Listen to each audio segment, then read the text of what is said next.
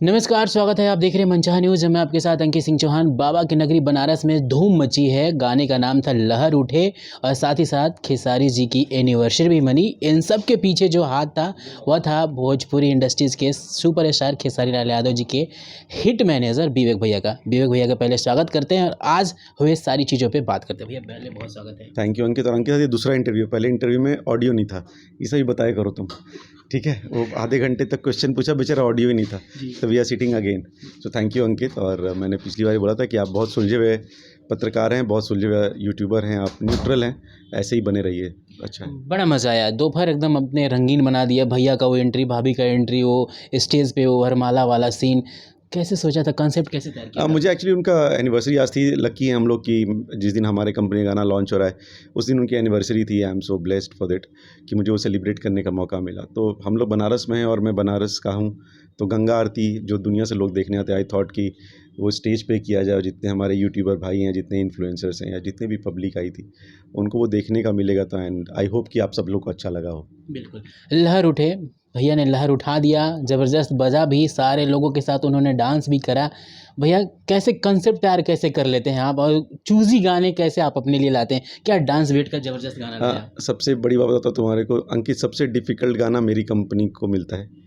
मतलब बहुत मुश्किल से मिलता है मुझे। वो गाना नहीं देना चाहते हैं जल्दी भैया। रीज़न है उसके पीछे। वो बोलते हैं कि अगर मैं आपको ये सॉन्ग्स दूंगा या कुछ भी दूंगा, हिट हो फ्लॉप हो डजेंट मैटर, तो लोगों को शायद ये नज़रिया बन जाए कि यार ये अपने मैनेजर या अपने भाई या अपने लोगों को बहुत ज़्यादा सॉन्ग्स देते हैं, बाकी कंपनी देते हैं। वो ऐसे इंसान नहीं है। वो पब्लिक के पहले हैं, बाद में हम लोगों के हैं। तो बहुत मेहनत से जद्दोजहद कर करके मिलता है। एंड टचवुड कि मुझे 1.5 महीने में 2 गाने मिल गए। ये पहली बार हुआ है। 1.5 साल हो गया कंपनी खोले हुए। सो हाँ, दोनों गाने बहुत अच्छे मिले। डाल के चला मुझे ज़्यादा फेवरेट है मेरा, मतलब वो उसका वीडियो मुझे बहुत ज़्यादा अच्छा जी। लगता है। और इस गाने का ऑडियो बहुत ज़्यादा अच्छा है। तो दोनों में डिफरेंस है। वादे के भी आप काफ़ी पक्के हैं। मैंने पहली इंटरव्यू जब करी थी ललका टी-शर्ट पे, तो बोला था भैया 1 साल के बाद आप भी कमिंग कर रहे हैं, तो क्या अभी लॉन्च करेंगे? और ज़बरदस्त लॉन्च किया आपने भी गाने हाँ, को। ये देखो मुझे याद नहीं था, बट होता है ना, कमिटमेंट किया तो आप पूरा करो। और मुझे ये थोड़ा-सा वो अपना कल्चर, अपनी चीज़ें दिखाने में बड़ा मज़ा आया। और मुझे पर्सनली वो ऐसा माहौल हो गया था कि जब गंगा आरती हो रही थी, महादेव के बिल्कुल, भजन बज बिल्कुल। रहे थे, एवरीबॉडी वाज़ लाइक, हम लोग को लग ही नहीं रहा था कि हम किसी सॉन्ग लॉन्च में। हम लोग लग रहा था अरे वाह यार, ये क्या अच्छा चीज़ चल रहा है। बिल्कुल। तो चलो मेरी चीज़ें मैं तो तारीफ़ करूँगा, इसीलिए मैंने बोला कि वहाँ पे जितने लोग थे, मैंने बहुत सारे यूट्यूबर्स देखा वो अपना वीडियो बना रहे थे और उसमें बोल रहे थे कि ये पहली बार हुआ है और देख के इतना अच्छा लग रहा है जी। कि अपना कल्चर, अपनी वैल्यूज़ देखने को मिल रही है। तो आई एम सो हैप्पी और बहुत अच्छा लग रहा था वो देखने में बिल्कुल, एक्चुअली। बिल्कुल। मैनेजर तो आप हैं ही, लेकिन मैनेजर के पीछे के जो एक इंसान हैं आप, चीज़ों को परखने की जो नज़रिया आपके पास है वो काफ़ी मतलब सबसे सटीक इंसान की अगर गिनती में किया जाए तो आपको किया जाए। तो पढ़े लिखे तो आप हैं ही, लेकिन इन सब चीज़ों को मैनेज करने की जो आपके पास अद्भुत शक्ति है, कुछ लोगों को और जानकारियाँ देना चाहेंगे कि आप हाँ, कैसे चीज़ें ले आते ये हैं? ज़रूर जानकारी देना चाहेंगे। ये देखिए सफ़ेद दाढ़ी हो गई इसी उम्र में, ये पिछले 3 साल में हुई है। उसके पहले मैं बड़ा सुंदर लिखता था। ये डार्क सर्कल भी देख लो, ये भी उसी का देन है। एंड एक हमारे भाई हैं, ऐसा नहीं कि तुम वहाँ बैठे हो, लेकिन मैं तुमसे ये बात कर रहा था कि तबाही न्यूज़ वाले भाई हैं हमारे, कि मेरी नज़र हर जगह होती है। तो आप जो बोल रहे हो ना, जो कर रहे हो, ये मैं देखता हूँ ऑलरेडी। तो हाँ, मेरा काम है एनालिसिस करना। मैं सिर्फ नाम का मैनेजर नहीं बनना चाहता। एक ये पोस्ट होती है, अगर आप बॉलीवुड या हॉलीवुड में जाओगे तो वहाँ पे अगर कोई आर्टिस्ट मैनेजर होता है या आर्टिस्ट मैनेजमेंट करता है, ये बहुत अच्छी प्रोफ़ाइल होती है और बहुत ज़िम्मेदारी वाली प्रोफ़ाइल होती है। मेरे आर्टिस्ट अच्छा करते हैं या बुरा करते हैं, 60-70% आप समझो उस आर्टिस्ट के मैनेजमेंट टीम पे ये दारोमदार होता है। तो I take my job seriously. मैं और येस, पढ़ा लिखा हूँ तो ये कोई बुरी चीज़ नहीं है। सबको पढ़ाई लिखाई करनी चाहिए, बेसिक नॉलेज सबके पास होना चाहिए। और मैंने सोचा नहीं था कि ऐसा होएगा। And touch would I am very happy. मैंने अलग अलग जगह बहुत जॉब किया है, बहुत अच्छे अच्छे पोस्ट पे रहा हूँ। तो पैसा टच वुड हम लोग के पास था। Mom dad are very healthy people, so I am very happy in that way. तो मुझे अच्छा लगता है कि मैं ये इंडस्ट्री में आया और भैया और आप लोग से इतना ज़्यादा प्यार मिला कि उसकी तो कोई मतलब कोई तुलना ही नहीं है। और मैं बहुत अपने आप को ब्लेस्ड मानता हूँ इस चीज़ के लिए। और मैं चाहता हूँ कि मैं ऐसी कोई गलती ना करूँ कि लोग मेरे पे उँगलियाँ उठाएं। यस, मेरे पे उँगलियाँ उठें जब मैं काम अच्छा ना करूँ। हाँ, मेरे पे उँगलियाँ उठें जब मैं किसी या अपने आर्टिस्ट के लिए कुछ अच्छी चीज़ें ना ला पाऊँ। मुझे लोग बहुत पसंद करते हैं, बहुत प्यार करते हैं, क्योंकि जब मेरे आर्टिस्ट रूपा का ब्रांड एम्बेसडर बने और जब के पटना शहर बिहार जी। में हर जगह इतनी बड़ी बड़ी होर्डिंग्स जी। लगी, जहाँ सलमान शाहरुख इन लोग की होर्डिंग्स लगी, तो वहाँ बगल में अगर हमारे खेसारी भैया की होर्डिंग लगी है, तो वो मेरे लिए मेरा जॉब का सेटिस्फैक्शन है। वो वो मुझे लगता है कि हाँ यार, जो चीज़ मैं कर रहा हूँ I am very happy to it. और मुझे लग रहा है अभी आगे जो ब्रांड्स जो आप लोगों ने पियाजियो का देखा कि जी। पियाजियो ने जो कवरेज दिया था भैया को एज ए ब्रांड एम्बेसडर, ये चीज़ें करके मुझे अच्छा लगता है। This is what I should do, this is what मेरा जॉब है। मेरा जॉब ये है ही नहीं, भैया गाना गाते हैं, 5,000 कंपनी उनके पास आएगी, गाना रिलीज़ कर देगी, उसमें मैनेजर का कोई काम नहीं। मैनेजर का काम क्या है, जब मैं उनको भी बाहर लेके, अभी मैं जर्मनी गया था पिछला, इस साल अगेन मैं जॉर्जिया जा रहा हूँ उनको लेके, ये सब काम मैं उनके साथ करूँ, कुछ कोलैबोरेशंस अच्छे कर रहा हूँ। That is a job of a manager, what I think. और मैं चाहता हूँ कि मैं ऐसा ही रहूँ और मस्त रहना चाहिए। मेरे माँ बाप सिखाया है कि यार, मैं अपने नाना के बहुत क्लोज था, इज़ नो मोर, तो मुझे सिखाते थे कि बेटा आप जब भी रहो ना, दिल से रहो। आप अपने घर में पनीर खा रहे हो या रोटी कोई देखने नहीं आ रहा है, लेकिन अगर सबसे आप गले मिल के हंसी से बात जी, करोगे ना, बिल्कुल। तो आपके घर वो ज़रूर आना चाहेगा, भले आप पनीर खिलाओ या रोटी। बिल्कुल, बिल्कुल। भैया कल हमने आपका लाइव सेशन देखा था, आप जिस तरीके से हैं उसके बिल्कुल जस्ट उल्टा कल थे आप, जी। काफ़ी गुस्से में नज़र आ रहे थे। क्या कुछ वाक़या बताना चाहेंगे, क्यों आपको इतना चोट लगी, क्यों दिल दुखा, फिर आप लाइव इस तरीके से आए? आप एक इंडस्ट्री में काम करते हो अंकित, भोजपुरी इंडस्ट्री है हमारी और आप उसके रिपोर्टर हो, आप उसको कवर करते हो बेसिकली। आप मुझे बताओ, अगर मैं उस इंडस्ट्री के किसी भी बंदे को, कोई भी होने दो, अगर मैं उनको जानवर से कंपेयर करूं, गाली दूं, तो ऑफ कोर्स आपको ही बुरा लगेगा। इस तरह करके एक अच्छा सुपरस्टार काम करना बंद कर दे, तो आप कवर किसको करोगे? बिल्कुल। ऐसा कभी होगा नहीं कि काम करना बंद किया, बस एक एग्जांपल के लिए मैं आपको बता रहा हूँ। ऐसा हो गया तो कैसा लगेगा? प्लस जिसका लेना ना देना वो आके क्या बातें करेगा? आप धूप में घूमते हो, 46 डिग्री हो, 47 डिग्री हो, आप थिएटर्स में जाते हो, आप जाके उसको कवर करते हो, मूवी अच्छी है नहीं है, आपका हक बनता है कि पिक्चर खराब है बोलना। बिल्कुल। मैं अपने एसी वाले रूम में बैठा हूँ, मैंने थिएटर का मुंह नहीं देखा और मैं इसी रूम में बैठ के बोल दूँ कि पिक्चर खराब है, ये तो गलत बिल्कुल। है ना। आप वो स्ट्रगल करते हो, आप वहाँ जाते हो पब्लिक के बीच में, पसीना होता होगा, एनर्जी भी लो होती होगी, ग्लूकॉन डी पीने का दिल करता होगा, राइट भाई? और मैं अपने सोफे पे बैठा हूँ, बोलता है क्या पिक्चर है, पिक्चर बहुत ख़राब है, ये सब को काम नहीं आता, मतलब बुलशिट। तो मुझे ऐसे लोगों से प्रॉब्लम है और ऐसी प्रॉब्लम मुझे होती रहेगी जब तक मैं इस इंडस्ट्री, अब मुझे इस इंडस्ट्री ने बहुत सम्मान दिया है, मेरे घर में मान प्रतिष्ठा, मेरे घर में सही बताऊं तो अगर हाँ मेरी सैलरी है तो मेरी सैलरी से कुछ ना कुछ तो मेरे घर पे होता ही होगा ना। बिल्कुल। तो मुझे इसी इंडस्ट्री के एक मेगा स्टार से मिला है, मैं उनको मेगा स्टार बोलता हूँ। तो तो मैं अपना एक एक चीज़ मेरे खून में है, ईमानदारी मेरे खून में है कि मैं जहाँ रहूँगा फुल रहूँगा, नहीं तो नहीं रहूँगा। तो कुछ भी उल्टा पुल्टा बाहर का आदमी बोलेगा तो मैं तो उल्टा पुल्टा उसकी करूँगा, चाहे जो हो जाए, और मुझे उसका कोई रिग्रेट नहीं है। भैया एक सुपरस्टार को कई जानवरों से कंपेयर किया जाता है, गायकी पे सवाल खड़े किया जाता है।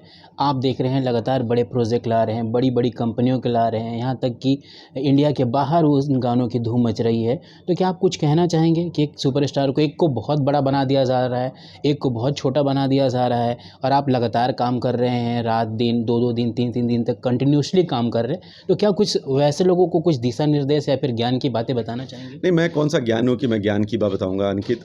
आप एक चीज़ बताओ, बाहर जाना या गाना करना, ये तो एक पार्ट है ना काम का, हम लोग कर रहे हैं। लेकिन किसी भी इंसान को अच्छा गाना, बुरा गाना, मैं गाना गा के हिट हो जाऊँगा क्या? नहीं हो सकता ना। आप गाना गा के हिट हो जाएँगे क्या? नहीं हो सकते ना। गाना गा के हिट कौन होगा? जो एक्चुअली में जिसको लोग पसंद करते हैं। भाई हम आपको बताते हैं, in Bhojpuri industry for your example, every day we release on an average 40 songs. 40 गाने का कंजम्पशन हम ऑडियंस को देते हैं इन अ भोजपुरी इंडस्ट्री, जब से यूट्यूब आया है। आप सोचो, उस 40 सॉन्ग्स का कंजम्पशन हम दे रहे हैं, क्या हर 40 गाना गाने वाला सुपरस्टार है क्या? नहीं है। क्यों नहीं है दोस्त? कोई तो वजह है। मतलब राग भैरवी आएगा तभी हम स्टार हैं? जी नहीं।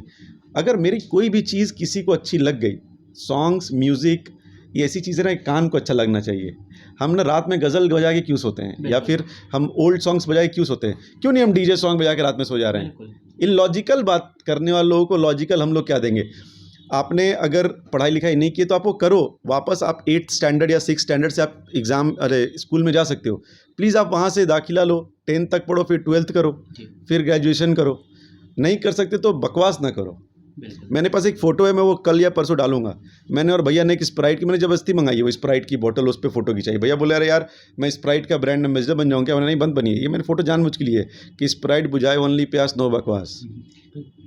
भैया जिस तरह से भोजपुरी आगे बढ़ रही है, लगातार काम हो रहा है, सावन की सीज़न आने वाली है और जब जब सावन की सीज़न आती है तो आपकी टीम पूरी एक्टिव रहती है और लोगों को काफ़ी नज़ आती है। तो इस बार क्या तैयारियाँ हैं? दोस्त एक तो हमारी टीम हमेशा एक्टिव रहती है, पहली चीज़। सेकंड, अगर आप बीच की बात कर रहे हो तो हम इसलिए एक्टिव एक्टिव उस समय भी थे।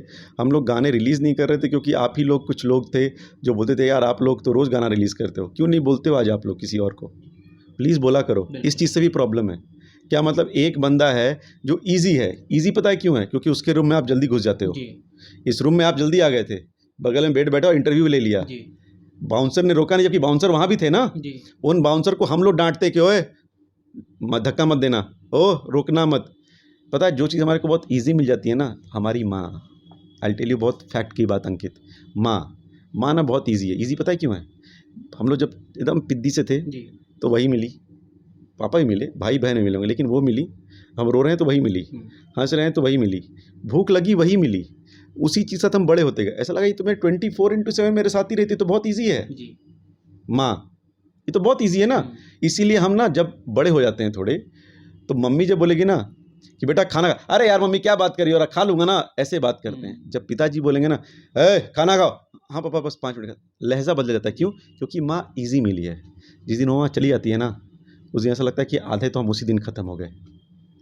ईजी कोई चीज़ बहुत आपको जब हल्के में मिल जाती है ना, उसकी वैल्यू आप कम करते हो। खेसारी भैया ऐसे ने, वो बहुत ईजी मिल जाते हैं लोगों से। मैंने उनको 100 बार बोला ये चीज़ नहीं करने के लिए, और वो 101 बार बोलते हैं कि मैं जैसा हूँ मुझे बदलने की कोशिश मत करो, मैं वैसा ही रहूँगा। ये उनकी चीज़ है। बट मैं ऐसे बोलता हूँ भैया थोड़ा सा डिफ़िकल्ट तो बनो, थोड़ा डिफ़िकल्ट तो बनो, लेकिन नहीं बनते। आज आप लोग भी आए, आप लोगों ने देखा वो बंदे का पसीना आपने देखा है, वो रील्स आएंगे, आपके वीडियोस होंगे, लोग को देखेंगे, लोग इग्नोर कर देंगे मुझे पता है, लेकिन आप लोग वहाँ अब साक्षात देख रहे थे कि ही वॉज टोटली टायर्ड, फिर भी वो आदमी डांस कर रहा था।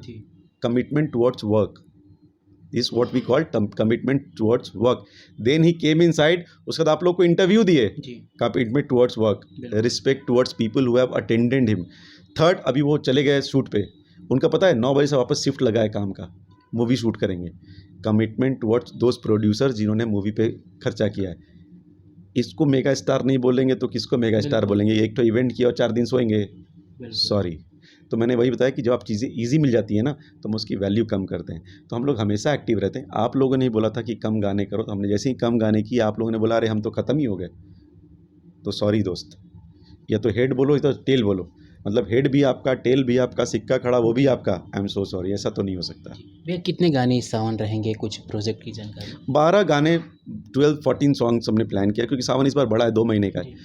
तो 12-14 सॉन्ग तो करेंगे। पिछली बार हमने 33 सॉन्ग्स किए थे जी। भैया संघर्ष 2 को लेकर काफ़ी चर्चा है, और आपने बताया भी कि बहुत बड़ी प्लानिंग है। क्या एक्सक्लूसिव कुछ अपडेट? एक्सक्लूसिव कुछ मैंने आपको बताया भी था, शायद आप ही को बताया था मैंने, कि हम लोग प्लान कर रहे हैं कि ओपन थिएटर रिलीज़ करेंगे इसको, एक जहाँ पे ऑडियंस और स्टार कास्ट एक साथ मूवी देखेगी। एक अलग एक्सपीरियंस रहेगा सबके लिए वो, और बड़ा मज़ा आएगा। एंड आई होप कि बहुत जल्दी हो। उसकी प्लानिंग चलिए, रत्नाकर भैया और हम लोग डेली टच में रहते हैं, and we are on it. Very soon इसका अनाउंसमेंट मिलेगा आप लोगों को। संघर्ष बहुत अच्छी पिक्चर है, आपको बड़ा मज़ा आएगा। जाते जाते दर्शकों से क्या कहना? सो थैंक यू आप सबको, भैया को इतना प्यार देने के लिए। उनको प्यार मिलता है तो हम लोग को तो ऑटोमेटिकली मिल जाता है, हम लोग तो उनके पार्ट हैं। और अंकित, आप जैसे लोगों को मैं बोलता हूँ, जैसे भी आपके तरह जो भी न्यूट्रल पत्रकार हैं, आप लोग ऐसे रहो, लहजा बहुत क्लियर रखो।